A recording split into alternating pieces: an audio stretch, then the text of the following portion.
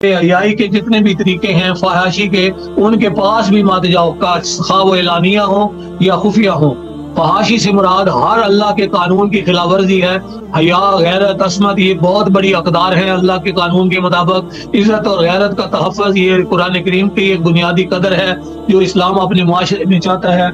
ये सिर्फ जो ऐसे काम नहीं करने जो बल एलानिया ऐसे हों, खुफिया काम भी नहीं करने। खुफिया तौर पर भी इस चीज से, इस फहाशी से बचना है।